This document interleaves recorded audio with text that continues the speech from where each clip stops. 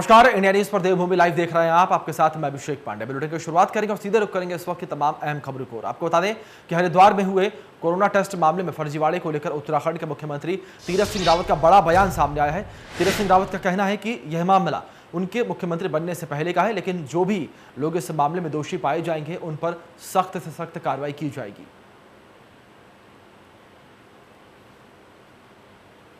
देखिए, वो मामला पुराना है।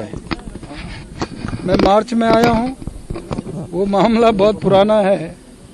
और जब मैंने इसकी छानबीन की, मैं दिल्ली में था, मुझे जानकारी मिली है कि ऐसा ऐसा, लेकिन उस पर तो पहले ही हम जांच बिठा चुके हैं। मैं आते ही उस पर जांच बिठाया हूँ और मैं चाहता हूँ उसका दूध का दूध, पानी का पानी हो जाए। जिसने भी एक गड़बड़ी की होगी, ये मैंने कहा कि मेरे समय पहले का है, लेकिन जांच हमने की कर रहे हैं। जो भी दोषी पाया जाएगा उसके खिलाफ सख्त से सख्त कार्रवाई होगी।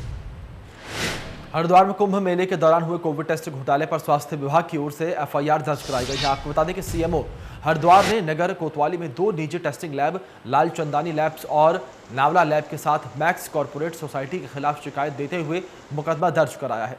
हरिद्वार के एसएसपी सेंथिल अबुदाई कृष्णराज एस का कहना है कि नगर कोतवाली से तहरीर प्राप्त हुई है। मुकदमा दर्ज कर आगे की कार्रवाई की जा रही है।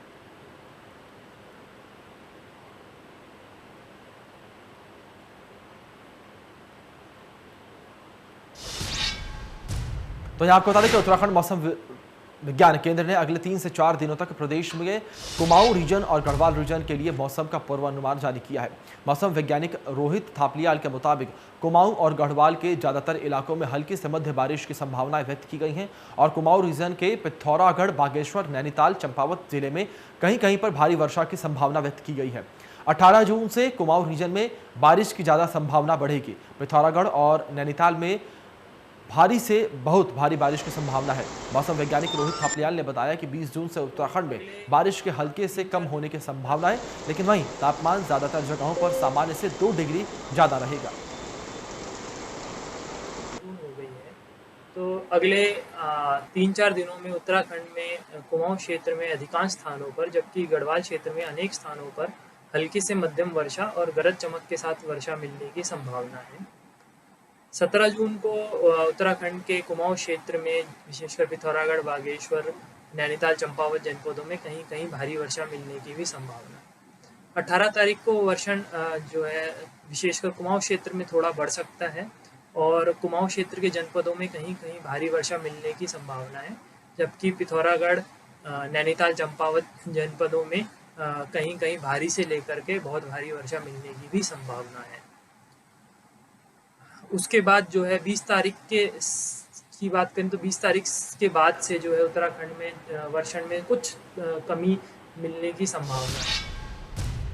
सुप्रीम कोर्ट में कक्षा 12वीं परीक्षा रद्द करने की मांग वाली याचिका पर सुनवाई हुई। आपको बता दें कि सीबीएसई की तरफ से अटॉर्नी जनरल के वेणुगोपाल ने बताया कि कक्षा 12वीं का परिणाम कक्षा 10वीं और 11वीं के 5 विषयों में से सबसे ज्यादा अंक पाने वाले 3 विषयों के अंकों के आधार पर तैयार किया जाएगा। इसके साथ ही इसमें कक्षा 12वीं के यूनिट, टर्म और प्रैक्टिकल परीक्षाओं के प्राप्त अंकों को भी आधार बनाया जाएगा।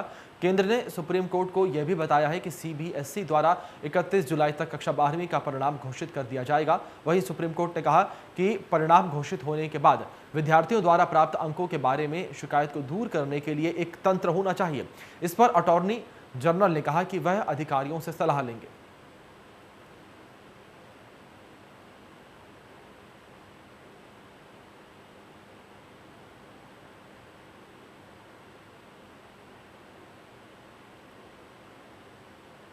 आगे बढ़ेंगे। इसी बीच देहरादून से बड़ी अहम जानकारी सामने आ रही है, उसका रुख कर लेते हैं। आपको बता दें कि मुख्यमंत्री तीरथ सिंह रावत मीडिया सेंटर पहुंचे, तो बड़ी जानकारी आपको दे रहे हैं जो इस वक्त देहरादून से सामने आ रही है। आपको बता दें कि विकास पुस्तिका का विमोचन कर रहे हैं यहाँ पर सीएम तीरथ सिंह रावत। तीरथ सरकार को आज 100 दिन पूरे हुए हैं। आपको बता दें, बड़ी और अहम जानकारी आपको दे रहे हैं जो इस वक्त सामने आ रही है। कार्यक्रम में सूचना महानिदेशक रणबीर सिंह चौहान मौजूद है।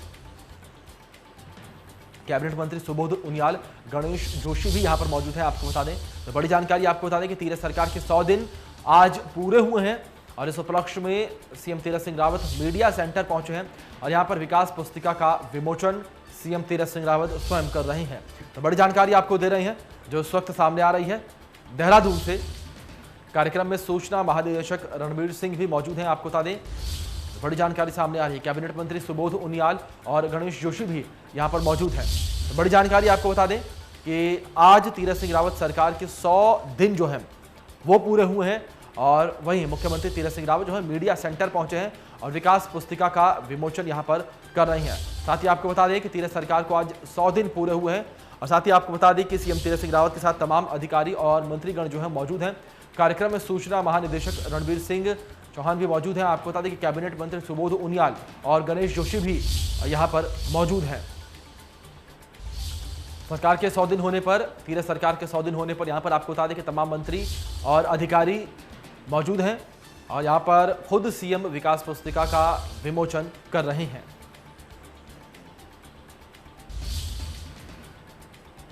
तो बड़ी जानकारी आपको बता दें जो इस वक्त सामने आ रही है। कार्यक्रम में सूचना महानिदेशक भी मौजूद हैं। कैबिनेट मंत्री सुबोध उनियाल और गणेश जोशी भी इस कार्यक्रम में यहां पर मौजूद हैं सीएम के साथ। बड़ी जानकारी जो इस वक्त सामने आ रही है प्रदेश से आपको बता दें, मुख्यमंत्री तीरथ सिंह रावत मीडिया सेंटर पहुंचे हैं। तो बड़ी जानकारी सामने आ रही है, यहां पर विकास पुस्तिका का वो विमोचन कर रहे हैं स्वयं। तीरथ सरकार को आज 100 दिन पूरे हुए हैं आपको बता दें। साथ ही कार्यक्रम में सूचना महानिदेशक रणबीर सिंह भी मौजूद हैं। तो तस्वीरें आपके सामने आप देख सकते हैं किस तरीके से मीडिया सेंटर सीएम पहुंचे और उनके साथ तमाम जो अधिकारी और मंत्री हैं वो भी पहुंचे। तस्वीरें आप देख सकते हैं किस तरीके से विकास पुस्तिका का विमोचन यहां पर उन्होंने किया। आपके सामने तस्वीरें हैं और आपको बता दें कि तमाम अधिकारी भी इस दौरान यहां पर मौजूद रहे और वहीं आपको बता दें कि मंत्री सुबोध उनियाल और गणेश जोशी भी यहां पर मौजूद रहे। तो विकास पुस्तक विमोचन की ये तस्वीरें आपके सामने।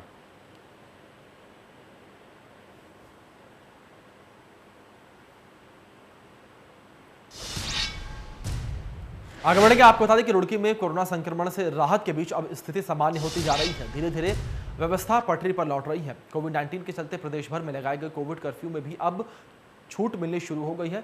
इसी कड़ी में रुड़की सिविल अस्पताल में भी स्थिति सामान्य नजर आने लगी है। अस्पताल प्रशासन द्वारा ओपीडी शुरू करने के साथ साथ सामान्य मरीजों के उपचार के लिए अस्पताल में एडमिट करना शुरू कर दिया गया है। गौरतलब है कि कोविड काल में चलते सरकारी अस्पतालों में मात्र कोरोना का इलाज किया जा रहा था, लेकिन अब जैसे जैसे हालात सामान्य होते जा रही हैं तो वैसे वैसे ही व्यवस्थाएं भी सुचारू रूप से शुरू होती जा रही हैं। अभी हमारे पास बीच में 2 या 3 दिन कोई पेशेंट नहीं था। इसके बाद 2 या 3 पेशेंट रोज़ आ रहे हैं, जा रहे हैं। अभी फ़िलहाल 2 पेशेंट हमारे यहाँ भर्ती हैं और हमने अपना रूटीन सर्विसेज शुरू कर दी हैं। पिछले हफ्ते 10 दिन से हमारा ओपीडी शुरू हो गई है। पिछले 4 दिन से हम लोगों ने नॉर्मल डिलीवरी जो और नॉन कोविड पेशेंट्स हैं उनकी चालू कर दी है और हमारा कल से वार्ड भी ऊपर का हम लोगों ने चालू कर दिया है जनरल पेशेंट्स के लिए। नीचे हमारा कोविड के पेशेंट्स रहेंगे अगर कोई आता है तो, और ऊपर के फ्लोर पे हमारा जनरल पेशेंट। आगे बढ़ेंगे। आपको बता दें कि नगर निगम के काशीपुर कुंडेश्वरी 10.5 एकड़ जमीन पर टाउनशिंग ग्राउंड बनाने वाले पर आम आदमी पार्टी के प्रदेश उपाध्यक्ष दीपक वाली द्वारा निगम महापौर पर 50 करोड़ रुपए का घोटाले के आरोप लगाए हैं। आपको बता दें कि आज नगर निगम कार्यालय में बुलाई गई पत्रकार वार्ता के दौरान मेयर ने जमकर हमला बोला। अपने ऊपर लगाए आरोप पर उन्होंने कहा कि मेरे 17 साल के राजनीतिक करियर में ऐसा समय कभी नहीं देखा जो किसी ने सियासत को इतना दागदार किया हो जितना आम आदमी पार्टी ने कर दिया है। आपको बता दें कि उन्होंने टंचिंग ग्राउंड के मुद्दे पर बोलते हुए कहा कि अगर वह सच्चे हैं तो घोटाले को साबित करके दिखाएं। बेबुनियाद और औंठी राजनीति से सत्ता पर काबिज नहीं हुआ जाता।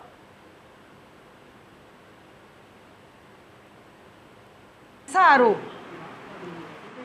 जो कभी किसी ने न लगाया हो और मेरे जीवन के इस 17 सालों में जो मेरा राजनीतिक कैरियर रहा है उसमें न लगा हो तो निश्चित ही कहीं ना कहीं हृदय में एक पीड़ा होती है कि इस तरह का मुझे बदनाम करने के लिए जो दीपक ने जो मेरे ऊपर आरोप लगाया है उसको कहीं ना कहीं आप सभी पत्रकारों के माध्यम से मैं जनमानस को ये बताना चाहती हूँ कि ये आरोप निराधार है और मैं इस जनता की बहुत आभारी हूँ जिन्होंने विश्वास पूर्वक मुझे इस राजनीति के 12 साल मुझे दे चुके हैं, 12.5 साल हो चुके हैं और 2.5 साल मेरा अभी इस कार्यकाल का बाकी है। यदि मुझ में कुछ कमी थी तो जनता एक बार चुनने के बाद शायद मुझे दोबारा न चुनती और दोबारा चुनने के बाद मुझे तीसरी बार न चुनती। तो कहीं ना कहीं मैं ये अपना सौभाग्य समझती हूँ कि खाली एक हृदय में या मात्र कुछ मनों में मेरे प्रति देश भाव रखने से इस जनता का हृदय परिवर्तन नहीं होगा, ये आरोप लगा है। इसीलिए आज मुझे आवश्यकता हुई आप सबको यहाँ पर आमंत्रित कर सबको बताने की आवश्यकता हुई। ऐसा कुछ नहीं है, टेंचिंग ग्राउंड वहाँ पर लेना, वहाँ पर बनाना हमारा ऐसा कोई इरादा नहीं था। हमारे पास अपना स्वयं का। मसूरी में रुड़की विधायक प्रदीप बत्रा का चालान काटने पर एसआई नीरज कठैत के ट्रांसफर के बाद राजनीतिक मोड़ ले लिया है। आपको बता दें कि मसूरी में Mussoorie traders and welfare association के अध्यक्ष रजत अग्रवाल के नेतृत्व में मुख्यमंत्री को एसडीएम मसूरी के माध्यम से ज्ञापन भेजकर नीरज कठैत का तत्काल ट्रांसफर निरस्त करने की मांग की गई है। वहीं एसडीएम कार्यालय के बाहर प्रदेश सरकार और प्रदीप बत्रा के खिलाफ नारेबाजी की गई। और साथ ही आपको बता दें कि दूसरी ओर शहर कांग्रेस के कार्यकर्ताओं ने शहर कांग्रेस अध्यक्ष गौरव अग्रवाल के नेतृत्व में मसूरी के शहीद स्थल पर प्रदेश सरकार और भाजपा विधायक प्रदीप बत्रा के खिलाफ जमकर नारेबाजी की। तलब करने के बदले इस भारतीय जनता पार्टी की सरकार ने एक ईमानदार अफसर का तबादला कर दिया। आपको मैं याद दिलाना चाहूँगा, बहुत साल पहले इंदिरा गांधी जी हमारी प्रधान या मंत्री हुआ करती थी, उनका किरण बेदी जी ने चालान करा। उन्होंने वहाँ पर चालान भरा और किरण बेदी जी को घर पे चाय पर यह बुलाकर उनकी ईमानदारी की तारीफ करके उन्हें शाबाशी दी। जनता पार्टी हर एक संस्था को अपनी मुट्ठी में लेना चाहती है। ऐसी कौन सी संस्था है जिन्हें ये अपनी मुट्ठी में नहीं लेना चाहती? जो ईमानदारी से काम करता है वो बहुत झूठी पार्टी की आंखों में खटकता है। ये पुलिस विभाग, खासकर उत्तराखंड की पुलिस मित्र पुलिस है और हमेशा ही अच्छा कार्य करती आई है। लेकिन इस समय जरूरी है विधायकों को समझना, हमारे प्रदेश के नेताओं को समझना कि किस प्रकार से वो पुलिस की कार्रवाई को ठीक प्रकार का अंजाम दे सके। अगर हमारे जो नेता हैं, प्रदेश के नेता विधायक हैं, अगर खुद ही स्वयं रूप से पुलिस के कार्यशैली में दखलंदाजी करेंगे तो हर हाल में पुलिस का मनोबल। रुड़की की सिविल लाइन कोतवाली पुलिस ने क्षेत्र के चैन स्नैचिंग करने वाले एक बदमाश को गिरफ्तार किया है। आपको बता दें कि इतना ही नहीं, पुलिस ने उसके पास से एक सोने की चैन भी बरामद की है। आरोपी बेहद शातिर है और आपराधिक मामलों में लिप्त है। आरोपी के खिलाफ संबंधित धाराओं में केस दर्ज कर दिया गया है, जिसे जेल भेजने की तैयारी की जा रही है। घटना का खुलासा रुड़की सिविल लाइन कोतवाली में एसपी देहात प्रेमंदर सिंह डोबरा ने किया है। 5 को जादूगर रोड के सिविल लाइन एरिया में एक महिला के साथ चेन स्नैचिंग की घटना हुई थी। क्योंकि ये वीडियो सोशल मीडिया पर भी काफ़ी चला था, इसमें एक व्यक्ति के द्वारा एक मॉर्निंग वॉक में निकली हुई एक महिला के साथ चेन स्नैचिंग की घटना दिखाई गई थी। क्योंकि मामला पूरी तरह अज्ञात में था, इसमें सीओ रुड़की और इंस्पेक्टर रुड़की इनकी टीम के द्वारा लगातार प्रयास किए जा रहे थे और मैनुअली ये घटना को इनके द्वारा कल 16 तारीख को जो मेन मुलजिम था उसकी अरेस्टिंग की गई है। मुंतज़िर नाम का व्यक्ति, जिसमें पूर्व में भी 6 मुकदमे हैं, टोटल 6 मुकदमे इसके ऊपर अभी तक हैं, जिसमें लूट और हत्या के भी मुकदमे हैं। इसके द्वारा यह घटना को किया गया था और उसके द्वारा इसको घटना को स्वीकार भी किया गया और सजी लूटी गई। आगे बढ़ेंगे। आपको बता दें कि बाबा रामदेव की मुश्किलें जो हैं वो बढ़ गई हैं। आईएमए ने रामदेव के खिलाफ दर्ज कराई है एफआईआर। आईएमए ने उत्तराखंड में दर्ज कराई है ये एफआईआर। कल आईएमए के सदस्य देश में प्रदर्शन करेंगे और काली पट्टी बांधकर धरना प्रदर्शन वो करेंगे।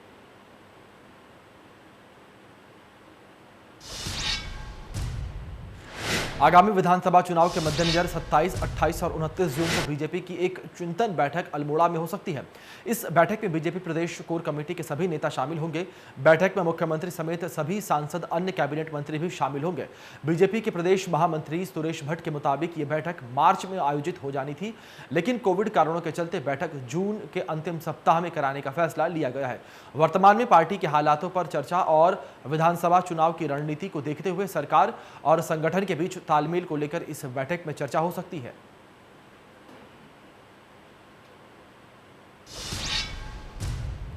हल्द्वानी से विधायक और उत्तराखंड में नेता प्रतिपक्ष इंदिरा हृदयेश के निधन के बाद खाली हुई सीट का उत्तराधिकारी कौन होगा, यह सवाल उठाने पर इस बीच पूर्व विधानसभा अध्यक्ष और जागेश्वर से विधायक गोविंद सिंह कुंजवाल ने एक बड़ा बयान दिया है। उन्होंने कहा कि इंदिरा हृदय के बेटे सुमित पर अधूरे विकास कार्यों को पूरा करने का जिम्मा है। यही नहीं, इससे पहले सुमित हृदय हल्द्वानी नगर निगम से मेयर का चुनाव भी लड़ चुके हैं। तो यह तय है कि इंदिरा हृदय की राजनीतिक धरोहर को सुमित हृदय आगे बढ़ाएंगे। इस बात में कोई शक नहीं है कि जानी चाहिए, क्योंकि इंदिरा हृदय अपने राजनीतिक काल के दौरान सुमित हृदय को राजनीतिक जीवन में प्रवेश करा चुकी हैं। वहीं नेता प्रतिपक्ष कौन होगा, इस पर कुंजवाल ने कहा कि जुलाई में संभवतः विधानसभा सत्र होगा, उससे पहले नेता प्रतिपक्ष चुन लिया जाएगा। बहुत दुख का बात है, कांग्रेस के वरिष्ठ नेता जो हमारी नेता प्रतिपक्ष भी थी, उनका निधन हो गया है। हल्द्वानी की सीट खाली हो गई है। मैं समझता हूँ हल्द्वानी की सीट पर कौन आगे आएगा ये शंका की बात नहीं है, क्योंकि इंदिरा हृदय जी अपने रहते रहते अपने सुपुत्र सुमित हृदय को राजनीति में प्रवेश करा चुके।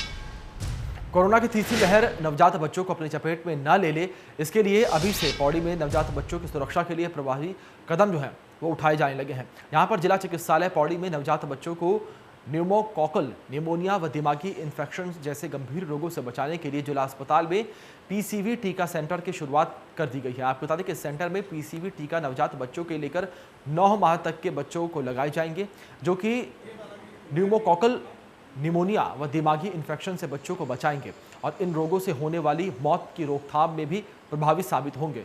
पीसीवी सेंटर का उद्घाटन करने पहुंचे पौड़ी विधायक मुकेश कोहली ने पीसीवी सेंटर के सभी व्यवस्थाओं को जांचकर टीके से संबंधित जानकारी भी जुटाई। निमोनिया का जो टीकाकरण का है पीवीसी, आज उसका हम लोगों ने यहाँ जिला अस्पताल पौड़ी में शुभारंभ किया है। और जैसे कि सीएमओ साहब द्वारा बताया गया है कि 1.5 महीने में, 3.5 महीने में और 9 महीने में ये टीका बच्चों पर लगेगा। और जो हमारा बच्चों का टीकाकरण होता है उसी में अब ये टीका भी शामिल हो गया है। और इससे जो बच्चों को दिमागी बुखार आता था, बच्चों में निमोनिया की शिकायत होती थी और बुखार और निमोनिया की शिकायत के कारण बच्चों की जो मृत्यु होती थी, इस टीके के लगने से अब इसमें बहुत हद तक और काफ़ी हद तक इसमें रुक। इसी के साथ फिलहाल इस बुलेटिन में इतना ही। तमाम बड़े अपडेट्स के लिए देखते रहिए इंडिया न्यूज़। धन्यवाद।